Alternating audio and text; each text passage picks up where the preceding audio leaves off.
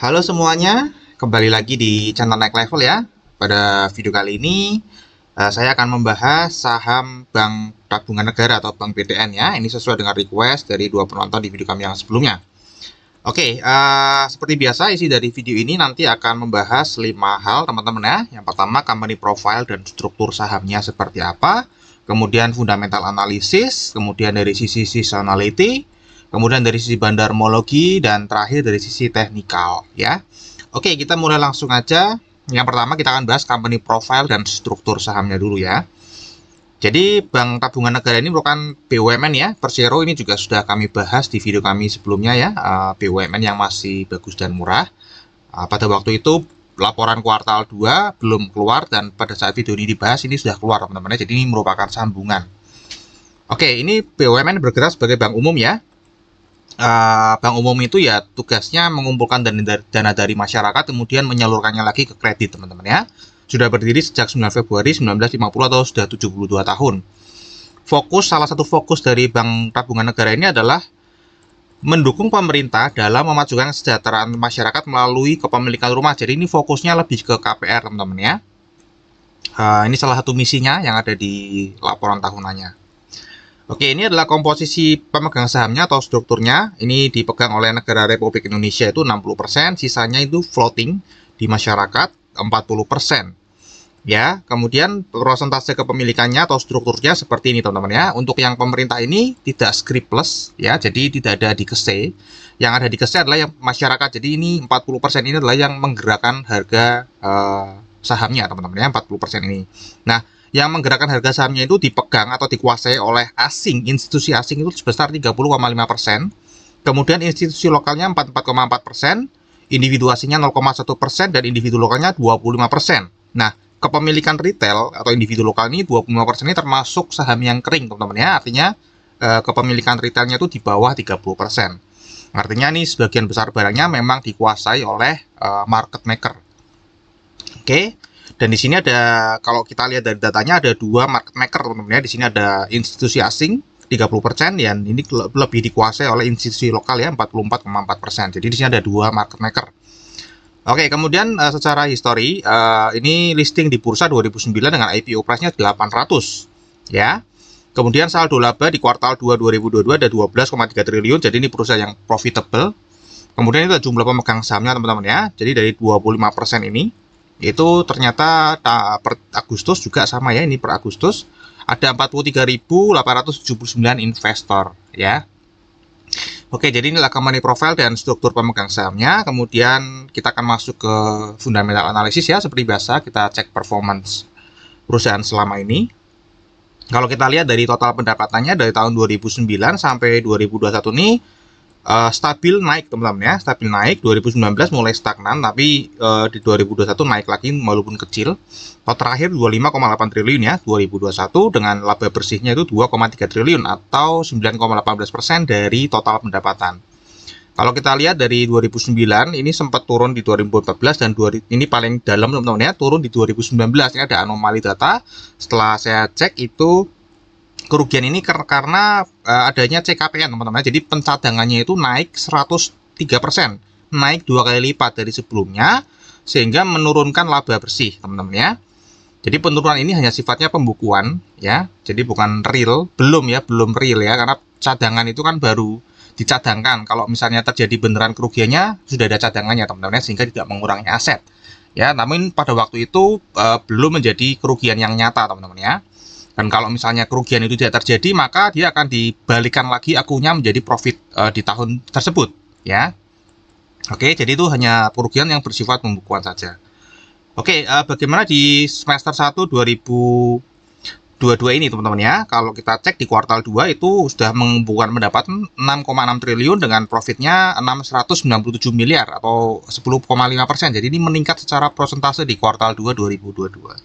Kalau kita cek di semester 1 2022 itu 12,7 triliun ya pendapatannya, kemudian profitnya 1,47 triliun, dan ini juga meningkat lagi teman-teman ya. Kalau kita semester 1 kan ya, di kuartal 2 ini ternyata secara persentase naik ya dibanding 2021 dan dibanding dengan kuartal 2 itu sendiri.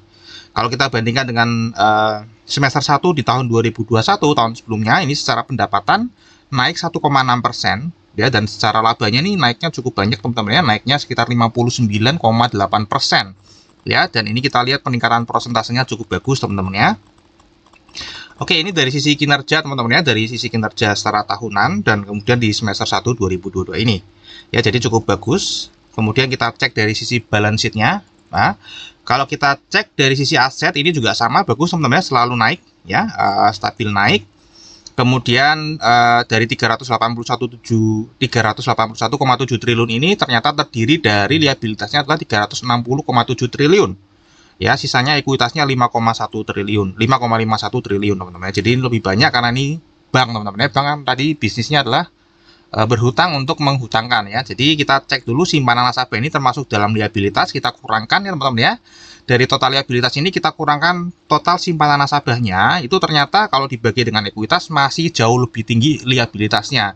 Ya, liabilitas itu 76,1 triliun. Sehingga itu liabilitasnya setelah dikurangi dana nasabah adalah 13,8 triliun. Ya ini 13,8 kali ya, tadi 76,1 triliun itu 13,8 kali dari total ekuitasnya. Jadi ini cukup kurang bagus teman-teman datanya teman-teman untuk secara balance sheet. Namun sekali lagi karena ini adalah BUMN sehingga kita mungkin ya dalam tanda kutip bisa mengabaikan hal ini. Nah, kemudian tadi penurunan saldo di sini ada ekuitas yang menurun teman-teman ya. Dari 2019 ini turun drastis di kuartal 2 2020 itu disebabkan karena jadi teman-teman ya ada penyesuaian implementasi PSAK 71, jadi secara akuntansi saja teman-teman ya. Sehingga saldo cadangan CKPN-nya ini turun, mengurangi saldo yang ditahan teman-teman ya, saldo laba yang ditahan di ekuitas, sehingga menurunkan ekuitas tahun 2020 ini teman-teman. Jadi ini sifatnya hanya pembukuan sekali lagi teman-teman ya, penurunan ekuitas di tahun 2020. Oke, ini dari sisi balance sheet. Kemudian kita cek dari rasio keuangannya ya, kita akan abaikan arus kas untuk bank. Ini adalah rasio keuangan di kuartal 2 di semester 1 2022 teman-teman ya. Ada 12 rasio keuangan, dan di sini ini kami sudah bahas ya di video khusus untuk membahas emiten bank ya teman-teman ya. Kita akan keluarkan aja di sini, ini adalah bank rasionya, kemudian adalah standar menurut saya teman-teman ya, menurut tim kami. Ini kalau kita bandingkan ya, pertama dari kekuatan modalnya, CAR atau KPPM ya, ini sama, ini bahasa Inggris, ini bahasa Indonesia teman-teman ya. Ini jelas di atas standar teman-teman ya, standarnya adalah 8-11 tahun, jadi ini bagus untuk modalnya teman-teman ya. Kemudian untuk aset yang bermasalah atau performance kreditnya, itu cukup bagus juga teman-teman ya. Untuk aset bermasalah terhadap total aset ini hanya 0,64%, ini jauh di bawah dari standar, jadi ini bagus teman-teman ya. Aset bermasalahnya sangat kecil, baik ya. Kemudian CKPN-nya, cadangan penurunan nilainya ini lebih besar dari gross NPL, ini sudah betul teman-teman ya. Jadi 1,89, gross NPL-nya 1,25%, dan kalau kita cek NPL gross dan NPL-nya juga di bawah standar, artinya ini bagus teman-teman ya. Kreditnya sangat sedikit yang bermasalah ya. Kemudian kalau kita cek dari ROA dan ROE-nya, ini sayang sekali di bawah standar teman juga, di bawah standar ya. Jadi sebenarnya dari sini sudah bagus ya, namun kalau kita cek dari ROA dan ROE, ROA ini di bawah standar 2-3% ya, jadi ini termasuk kecil. Kemudian ROE-nya juga minim teman-teman ya, 10% di sini minim, namun ini sudah meningkat dari semester 1 tahun sebelumnya ya, karena kita lihat tadi juga labanya meningkat di semester 1 ini ya, sebesar 59,8%. Kalau net interest marginnya ini standar teman-teman ya, 4-6%, namun ini menurun teman-teman ya, 4,09 turun ke 4,08. Nah, kalau kita cek dari efisiensinya, keefisien perusahaannya, ini ternyata semuanya di atas standar teman-teman ya. Artinya perusahaan ini dianggap kurang efisien ya. Dari BOPO itu standarnya 70-80, ternyata ini di atas 80%, justru malah ini lebih tidak efisien dari tahun sebelumnya teman-teman ya. Kemudian cost to income ratio juga sama ya, di atas standar teman-teman ya. Kemudian loan to deposit ratio-nya juga sama ya. Ini justru cukup tinggi teman-teman ya, karena kalau ini terlalu tinggi tentu saja likuiditasnya cukup mengkhawatirkan ya. Jadi kalau misalnya ada nasabah yang mau menarik dananya mungkin dalam jumlah besar, mungkin akan kesulitan dari sisi likuiditas teman-teman ya. Jadi Ini cukup mengkhawatirkan untuk masalah efisiensi dan LDR-nya teman-teman ya.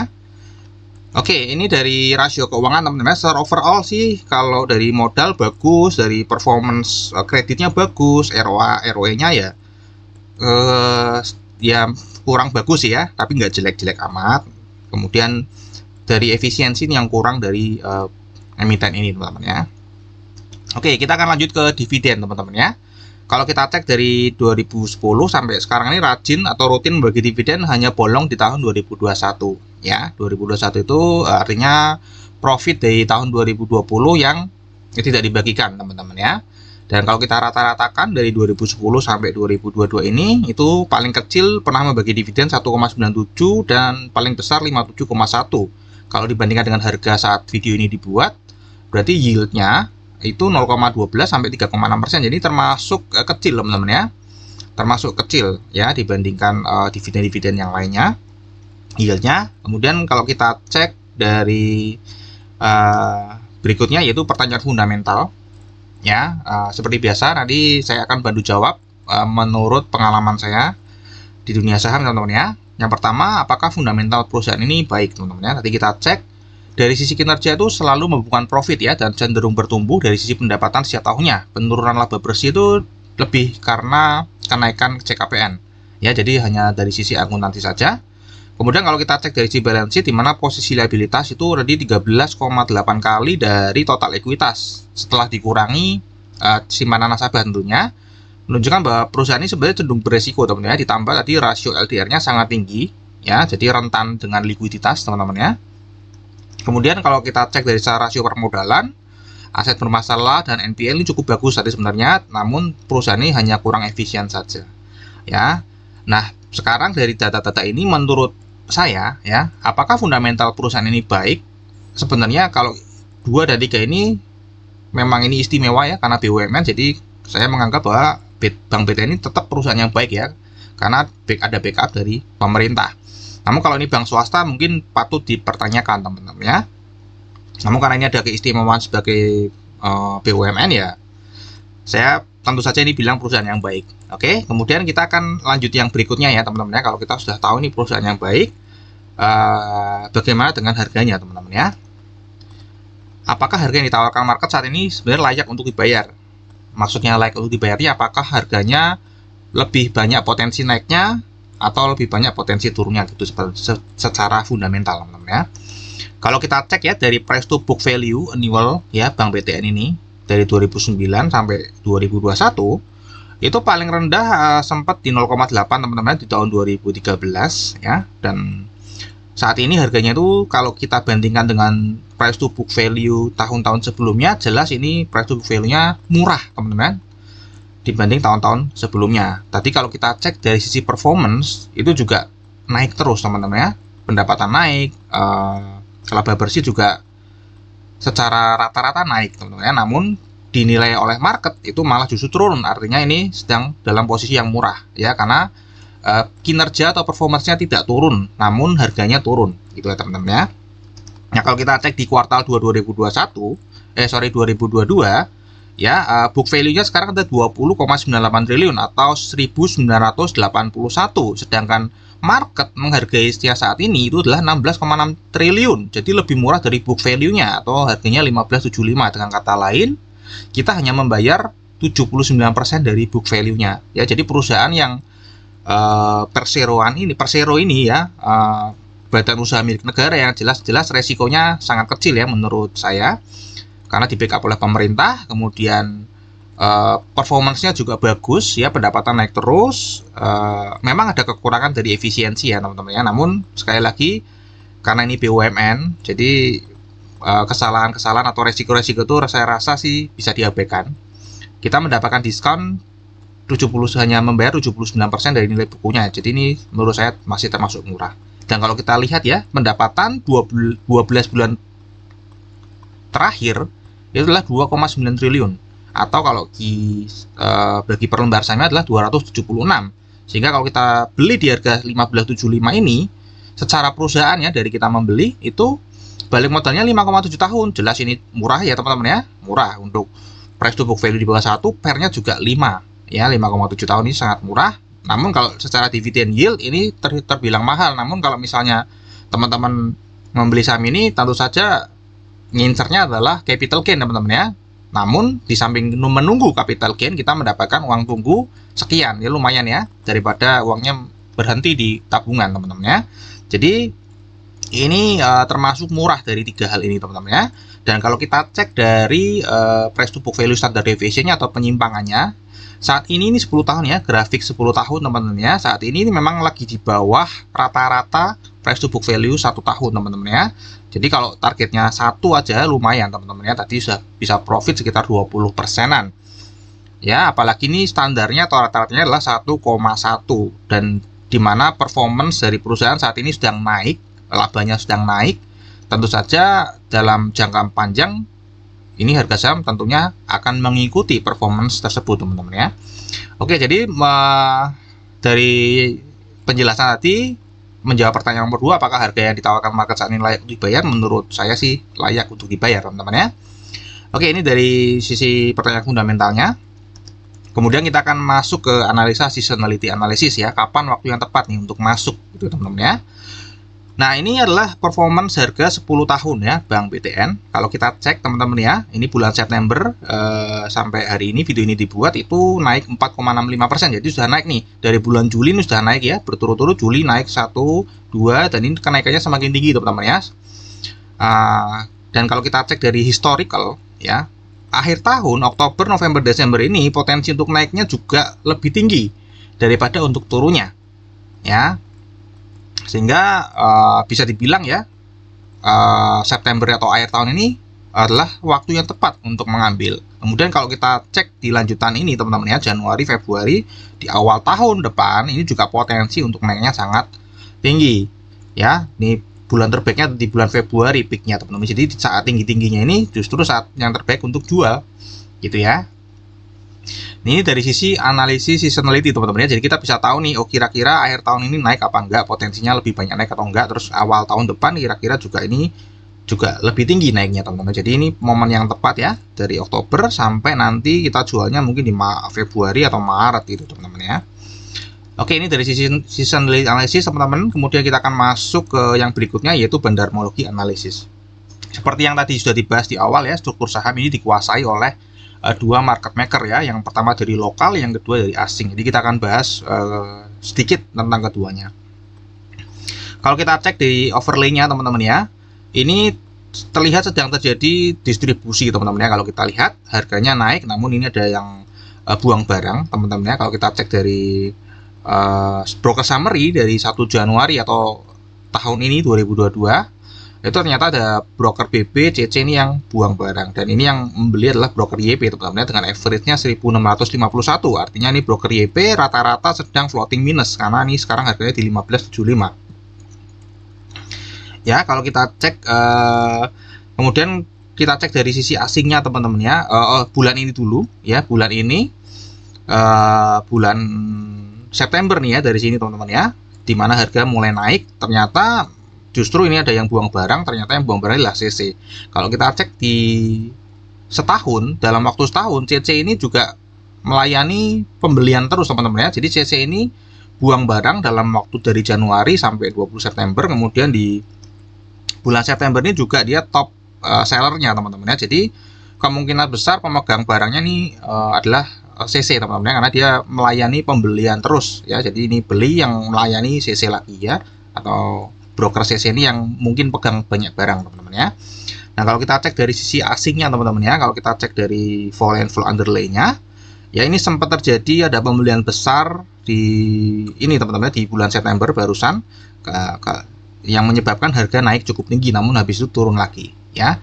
Jadi kalau kita cek dari sisi bandarmologi maupun foreign flow itu sepertinya tidak ada gerakan yang berarti, jadi nggak ada akumulasi dalam jumlah besar atau distribusi dalam jumlah besar ya. Normal-normal saja teman-teman ya.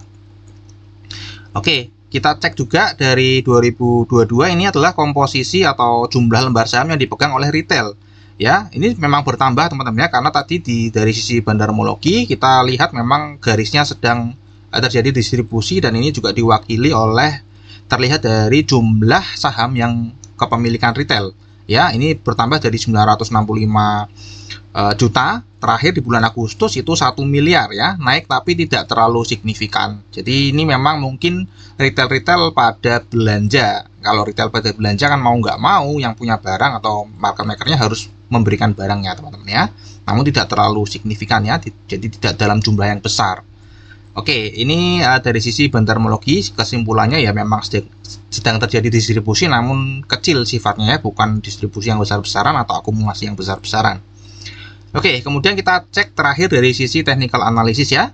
Kalau kita lihat ya pergerakannya ini sedang cenderung sideways teman-teman ya. Sempat turun ke 1400, kemudian naik lagi ke 1640, kemudian diturun lagi dan kemungkinan dia akan berputar di sini saja teman-teman ya. Ada kemungkinan dia akan kembali turun ke 1500, jadi teman-teman bisa menunggu ya, kalau misalnya mau entry gitu ya, menunggu di 1500 atau 1400. Jadi pasang di sini 1, pasang di sini 2, atau kalau misalnya ini naik tunggu harganya tembus ke 1640. Nah, maka kalau misalnya bisa tembus, dia akan ada potensi untuk melanjutkan kenaikan ke 1775. Ya, jadi sebaiknya ini nunggu di sini teman-teman ya, 1500, 1400 atau tunggu tembus 1640, artinya mungkin 1650 gitu teman-teman ya. Baru ada potensi kenaikan. Oke, karena tadi sudah dijelaskan bahwa ini saham-saham yang kering, artinya market maker itu bisa dengan mudah menaikkan saham ini teman-teman ya. Oke, kemudian kalau kita cek dari likuiditasnya ini per hari selama sebulan terakhir ya, diperdagangkan per harinya itu 20 juta lembar saham, atau kalau kita kalikan dengan harga saat ini ya sehari itu 31,5 miliar lah ya transaksi yang ada di saham ini. Oke, mungkin dari kami itu aja teman-teman ya. Terima kasih sudah menonton video sampai habis ya. Semoga video ini bisa bermanfaat buat teman-teman. Dukung channel ini dengan subscribe, like, dan share, dan sampai jumpa di video kami yang berikutnya.